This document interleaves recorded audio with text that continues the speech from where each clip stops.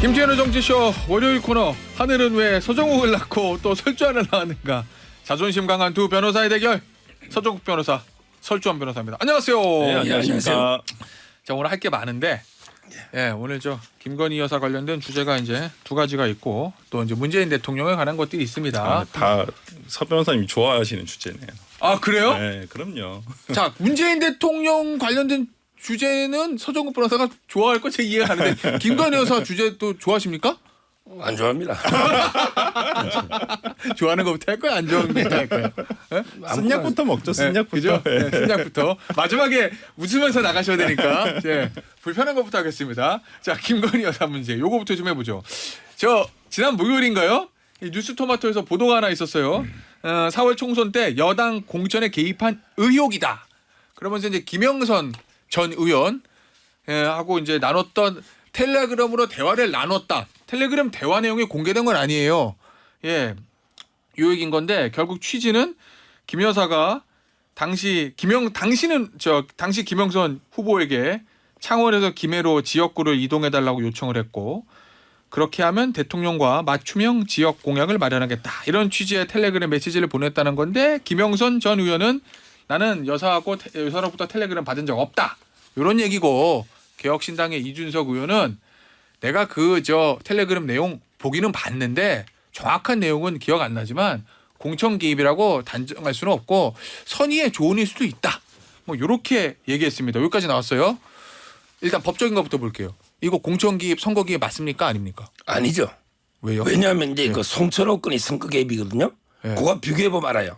송철호 건은 이제 대통령과 울산시장.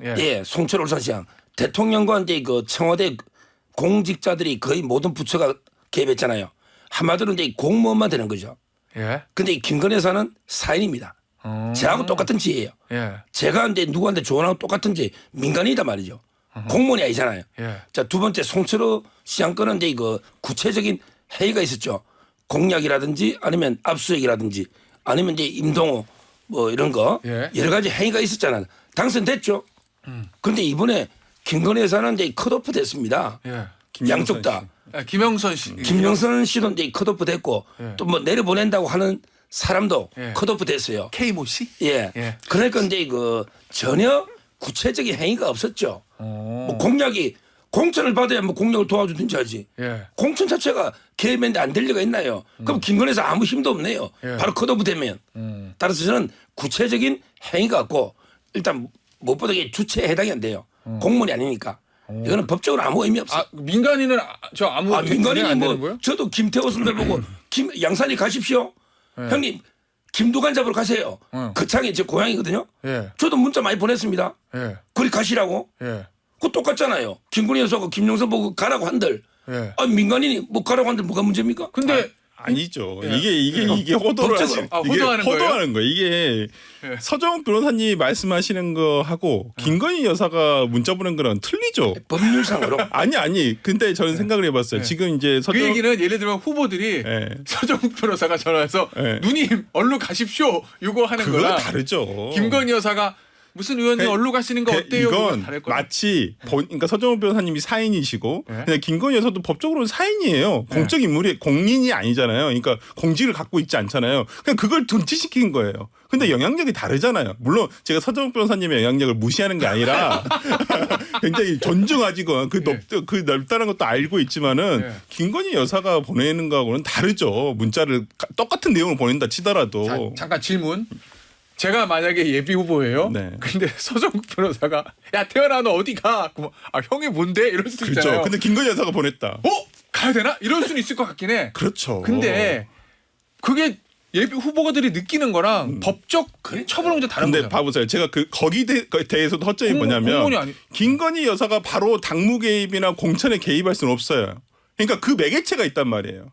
그 매개체가 공직에 있는 사람일 수도 있다는 거예요. 그럼 또 대통령 이야기하려고. 아니 대통령이 아니라 대통령실에 누군가일 수도 있다는 거예요. 아니 생각해 보세요. 김건희 여사가 직접 자기가 다 하겠어요? 안 하죠. 그럼 예를 들어서 약간 추정의 영이자 김건희 여사가 이게 추정입니다. 그러면 김영선 전 의원을 김해로 보내고 창원에 누구 보내고 이렇게 이제 어떻게 정리를 해볼까? 그리고 공관위원회 누군가를 지시를 대통령실에 하겠죠. 누구를 네. 시켜서 했으면 그 사람은 처벌받는 거다. 아니 그러면 그 사람은 공직자잖아요. 그 사람이 예. 공직자잖아요. 그러니까 네. 서정욱 변호사님 말씀하신 주체가 바뀌잖아요. 네. 근데 그 공직자를 교사한 사람이 누구예요?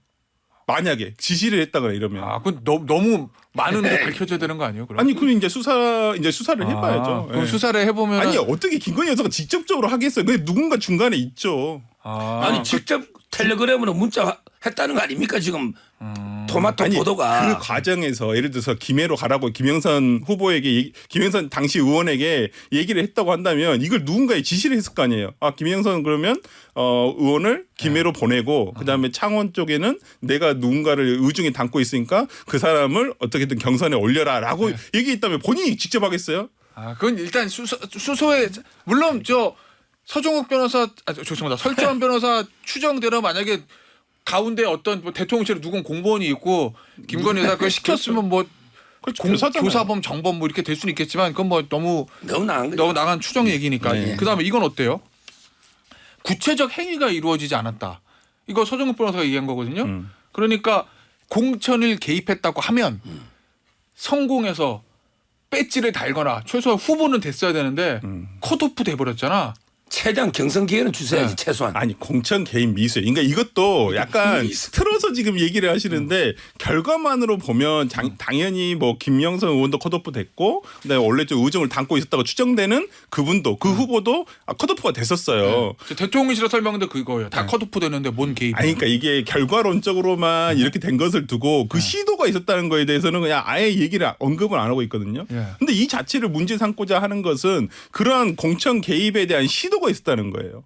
그러니까 이걸 보면 과거에 우리가 그 자 박근혜 그러면 이거 질문. 그러니까 정치적인 좀 이따 하고 법적으로 그러면 시도만 있어도 처벌돼요? 그럼요. 그러니까 저는 그래요? 과거에 박근혜 대통령의 어떤 선거 개입, 그러니까 당내 선거 개입과 관련해 가지고 물론 그때는 주체가 공무원이었어요. 전부 다 그 대통령실의 정무수석실이었으니까.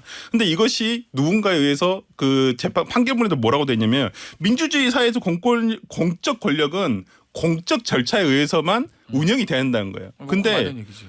근데 이걸 사적 인물이 이를 넘어서서 어떤 시도를 한다는 그 자체가 민주주의에 대한 본질을 훼손하는 것이다라는 판결문의 내용이 있어요.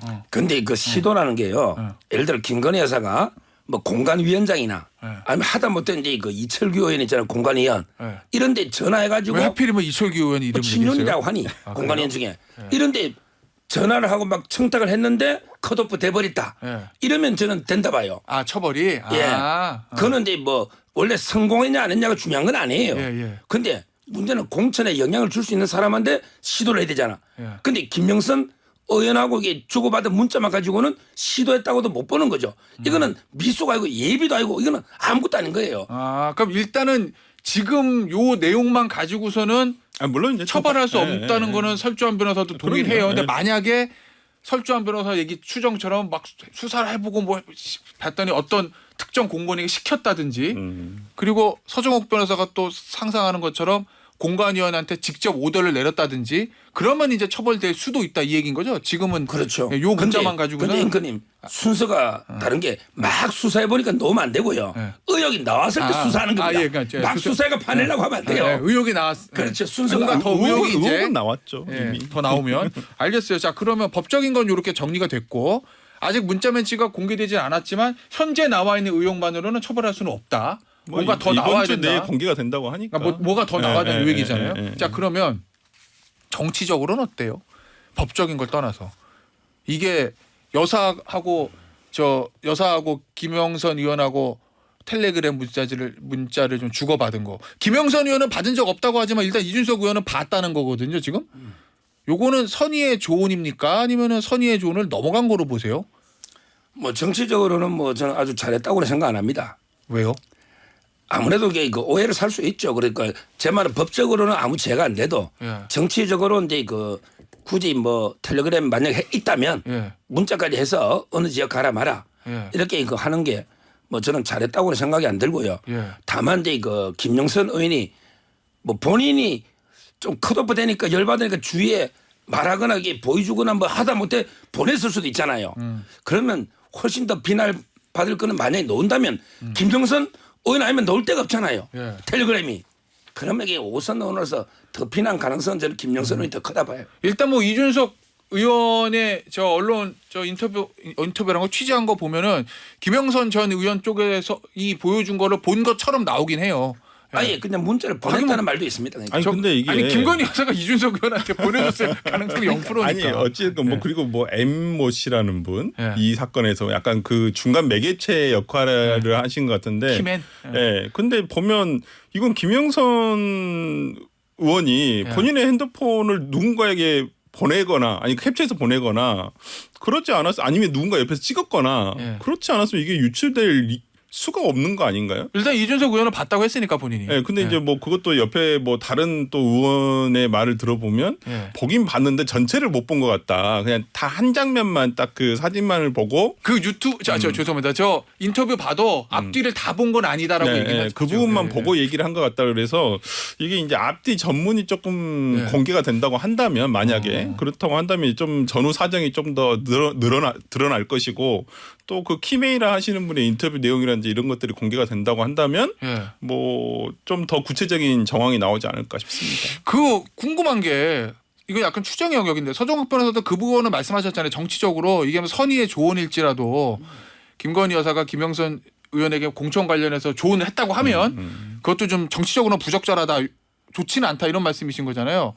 근데 김영선 전 의원은 그걸 왜 김건희 여사한테 얘기했다고 보십니까? 두 사람이 친분이 좀 있어요? 그는 과거의 친분은 잘 모르겠는데요. 네. 5선 의원이잖아요. 그러니까 오선 의원이 본인이 공천 과정 꼬였을 때 뭐 당 대표나 공관위원장이나 이게 뭐 청탁이든 아니든 간에 넋두리든 간에 할 수는 있을 것 같기도 한데 어떤 의미에서 제가 봤을 때 대통령한테 대통령님 이거 전 너무 힘들어요라고 조언을 구했다면 차라리 좀 이해는 가는데 왜 이걸 김건희 여사한테 했을까? 그러니까 이제 그 아마 개인적인 친분이 있을 수도 있으니까 텔레그램을 하지 않겠습니까? 네. 뭐 개인적인 아무 친분이 없지는 않을 거고요. 네. 그리고 이제 아무래도 뭐 좀 편하게 같은 여성끼리 좀 편하게 할 수는 있겠죠. 네. 근데 야, 지금 이게 저는 만약에 김영선 의원이 컷오프된 거 거기에 좀 불만으로 만약에 이걸 그냥 보여준 게 아니고 아예 그냥 캡처까지 해가지고 주위에 뿌렸다면 그건 저는 진짜 문제가 있다 봐요. 처신에. 그렇잖아요. 지금 이제 뭐 장성철 이제 평론가 이제 친구지만 이야기 들어보니까 이번 주에 뭐 또 먹구름이 저번 주에 낀다더니 이번에 폭풍우가 온다고 아마 문자까지는 공개될 여지가 있을지 몰라요. 그렇지만 이제 그 M모라는 뭐 명모라는 그분은 이제 공개 뭐 자기가 싫어한대. 그래서 이름을 안 밝히더라고. 저 장성철하고 같이 방송을 해보니까. 너 이름을 아는 사람 다 알죠 지금? 다 알죠. 근데 그분은 공개를 반대한다는 거죠. 그러니까 아마 아직은 뉴스토마토나 그 캡처는 없는 것 같아요. 근데 어떻게 될지 이번 주에 좀 지켜봐야 될 것 같아요. 걱정되십니까? 걱정은 안 돼요. 뭐 그 이미 사실상 본 사람들에 의해서 내용은 비슷할 것 같아요. 공개돼도 걱정은 안 돼요. 저는 뭐 폭풍은 안 올 것 같아요. 다음 주도 우리가 이 시간에 또 이거 얘기하고 있을 것 같아요. 이제 조금 더 구체적인 얘기를 근거로 해서 예고해드리겠습니다. 이번 주에 뭐가 또 나오면 다음 주에 무조건 하는 거고 이번 주에 아무것도 안 나오면 다음 주엔 안 해요. 이거는 오늘이 마지막이야. 더 이상 할 얘기도 없어. 네? 이렇게 예고. 자 그러면 설주한 변호사 자체 왜 근데 김영선 전 나는 그 제일 궁금해. 김영선 전 아니 근데 여사한테 이거를 제가 김영선 의원이 원래 일산에 사무실에 있으세요. 변호사 사무실도 일산에 두 번 하셨죠. 네, 일산에서 사무실도 있으셨어요. 그래서 근데 보궐 때 갑자기 가셨어요. 갑자기 2022년도에 그렇죠. 이제 대통령 선거 끝나고 그 선거 지방선거 있을 때 국회의원 보궐선거가 있었잖아요. 그때 창원에서 의창에 있었는데 갑자기 가셨거든요. 솔직히 저도 그때 김영선 의원이 아니 일산에서 변호사 사무실하고 계시다 갑자기 가셨거든요. 그래서 희한하다 생각을 했어요. 저는 그때도 약간 뭐가 있지 않았냐. 추정이에요? 네, 추정인데 아니, 솔직히 김영선 의원이 창원에서 근거를 삼아서 정치를 했던 것도 아니잖아요. 솔직히 말씀드리면. 그러니까 본인의 태생이 그쪽이다라고 하는 것인데 그 점도 이상했고 그리고 이번에 저는 솔직히 생각을 해보면 그 K모라는 후보 있잖아요. 이 김영선 의원과 관련해가지고 떠진 후보가 창원 의창에서 또 컷오프 됐던 K모. 그 후보가 상당히 그때 당시에 문제가 많았다 했어요. 왜냐하면 공직을 채 마치지도 않은 상태에서 뭐 출판 기념회 하고 정치적인 활동을 많이 했다 해가지고 구설수에 올랐어요. 그래서 이런 사람 특히나 그 공천을 하면 문제가 생긴다라는 말이 많았기 때문에 어찌 보면 본인이 자초한 거였어요. 누군가 뒤에서 있었겠지만은 하여튼 뭐 저는 그런 점에서 좀 김영선 의원이 뭐 김건희 여사가 뭐 실세라고 소문이 났었으니까 본인도 어떻게든 뭐 줄을 잡고 싶었고 아니면 소통을 하고 있었다고 저는 봅니다. 알겠습니다. 어쨌든 저 김영선 전 의원 그다음에 뭐 얘기했던 공직자 출신의 K모 씨 두 사람 다 경선도 못하고 깔끔하게 컷오프가 됐다. 뭐 요 얘기입니다. 자 이거 좀 해보죠. 수사심의위원회 불기소 처분 났습니다. 서 변호사는 그렇게 예상했을 거고 설주한 변호사도 예상은 했죠. 자 그러면은 서정욱 변호사 적절한 판단이다. 사필 규정이죠. 사필 규정이다. 예. 그리고요. 그리고 이게 민주당이 또 불복할 줄 알았어요. 저는 민주당은요. 예. 김건희에서 처벌 안 하면 항상 끝까지 불복할 겁니다. 또 이번에 특검 주장할 거고요. 특검이 또 무혐의 나오면요. 또 그 특검을 또 다시 특검하자. 이런 식으로 계속 끝까지 처벌 안 하면요. 물고 늘어질 겁니다. 이게 문제예요. 좀 성보하는 거 좀 배우세요. 아니 근데 김건희 여사에 대해서 이제 항상 얘기하는 게 법적으로 문제 없지 않냐라고 항상 얘기하시잖아요. 자 일단 그러면 이것도 예상했었고 중앙지검도 최종적으로 무혐의 처분할 거로 보죠. 그렇죠. 이렇게 된 이상 알겠습니다. 뭐 수사팀도 마찬가지고 수심위의 어떤 결론도 똑같기 때문에 뭐 결론이 바뀌지는 않을 것 같습니다만은 저는 이게 나중에 뭐 특검으로 되지 않을까 싶습니다. 특검에서는 저는 알선수뢰라든지 뭐 변호사법 위반이라든지 이런 건 충분히 또 다시 한번 검토가 돼야 되지 않을까 싶습니다. 그러면 설주한 변호사가 보기에 원래 알선수재나 변호사법 위반 처벌해야 되는데 수사심의위원회나 중앙지검이 재심구 감싸기로 무혐의 처분했다 이렇게 보시는 거예요? 그렇죠. 왜 그러냐면 그러니까 일반적으로 권익위에도 그런 사례집이 있잖아요. 이런 비슷한 사례집 있어요. 그러니까 공직자의 배우자가 예를 들어 지자체장의 배우자가 이런 어떤 뇌물을 받았을 때 이거 청탁금지법 위반이냐? 청탁금지법 위반이 될 수도 있지만은 만약 배우자가 안 된다고 한다면 우리 법상 이게 해당하지 않으니까 이런 경우에는 수뢰죄의 어떤 혐의가 있을 수 있다라고 돼 있어요. 권익위의 홈페이지에도. 근데 이걸 놔두고 그냥 아예 해당하지 않는다. 아니 그냥 김건희 여사가 사인이지 않습니까? 법에 어긋나지 않지 않습니까? 라는 얘기만 하고 있거든요. 앞서 공천기임 얘기 때랑 약간 톤이 다르네요. 그러니까 공천기임 의혹 그 문제는 지금 나와 있는 것으로는 법적으로는 처벌할 수 없다였는데 이 핸드백 관련된 명품백 관련된 거는 지금 나와 있는 걸로도 알선수재 가능하다. 저는 그러니까 그게 정확하게 따져봐야 되겠지만 청탁이라든지 이런 여부를 따져봐야 되겠지만은 저는 이것조차 수사조차도 안 한다는 건 문제가 있다고 봐요. 수사는 해야 된다고. 그럼 특검으로 가야 된다는 말씀이신 거죠? 뭐 이제 지금 검찰에 내에서 그리고 공수처에서도 똑같은 결론이 난다고 한다면 이제 뭐 마지막으로 수사를 해보는 것은 특검밖에 없으니까. 지금 이제 전담팀 3명까지 파견해가지고 수사를 철저하게 했고요. 우리 국민이 그 동영상을 봤잖아요. 그러니까 이제 저는 더 확실하다. 그거 보면 대통령이 뭐 알았다거나 직무 관련하나 대가성이 없다는 게 동영상이 나오잖아요. 이걸 만약에 특검하면요. 대통령이 특검을 거부할 또 하나의 사유가 더 추가되는 거죠. 아니 근데 저는 제가 한 가지 드리고 싶으면 저도 이제 좀 검찰 쪽에 취재를 해보니까 이 수사팀이 뭐 대충 하려고 했던 것은 아니라고 저도 들었어요. 아, 그래요? 그러니까 되게 한번 정말 이제 우리가 소위 말하는 시쳇말로 각잡고 해보겠다라고 했었었는데 근데 그것도 무너진 게 그게 설득력이 없어진 게 그 소환 조사도 못했다는 것이 조금 그러니까 수사 과정에서의 어떤 제3 장소에서 수사를 했다는 것이 이런 제가 듣는 얘기랑은 조금 다르다라는 얘기가 좀 생각이 들어서 좀 설득력은 떨어지는 것 같아요. 자. 이제 남은 건 어쨌든 중앙지검에서는 무혐의 처분 날 것 같아요. 최종적으로 권고도 그렇게 됐으니까 수심위에서 김건희 여사가 사과 또는 국민에게 해명 이거 필요하다고 보십니까? 아니면은 무혐의 처분 났는데 뭘 해 긁어부스럼 만들어 안 하는 게 맞지 이렇게 보십니까? 뭐 사과하고 이제 말끔하게 떨으라고 이제 그 하는 사설이나 여론도 많이 있고요.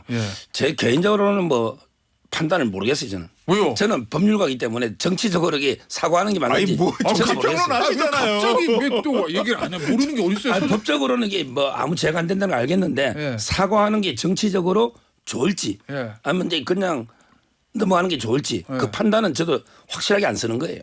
확실하게 안 쓴 이유는 근데 뭘까? 뭐 사과 하나 안 하나 벌써 국민들 마음속에는 이미 뭐 판단은 내려졌다고. 저는 아까 김용태 의원의 그 말이 정확하다고 봅니다. 워딩 자체가. 그러니까 이게 법적으로는 뭐 이렇게 될 수도 있죠. 무혐의가 될 수도 있겠지만은 그것으로 인해서 모든 것이 사라진다라고 생각하신다면 큰 오산이다. 이건 정치적으로는 뭐 사과를 아까 제가 1분 전에 말씀드릴 때 하나 안 하나 솔직히 뭐 별로 비판하신 분들한테 똑같겠지만은 그렇더라도 좀 진정한 사과 한번 하셨으면 좋겠어요. 이제까지 그러니까 이 국정에서 윤석열 정부에서 김건희 여사가 개입됐다고 추측되는 모든 일들에서 김건희 여사가 제대로 한번 사과한 적이 있나요? 약간 국민들은 어떤 느낌을 갖냐면 와 저건 수사가 안 될 거 뻔히 아니까 저렇게 그냥 오만하게 자기 마음대로 하려고 하는구나 라는 생각밖에는 안 들어요. 네, 솔직히 좀 진짜 그 김건희 여사가 그 대선 때처럼 진짜 그 말을 지키셨으면 좋겠어요. 정말 내 좀 하셨으면 좋겠는데 그렇지 못하다는 거 아니까. 알겠습니다.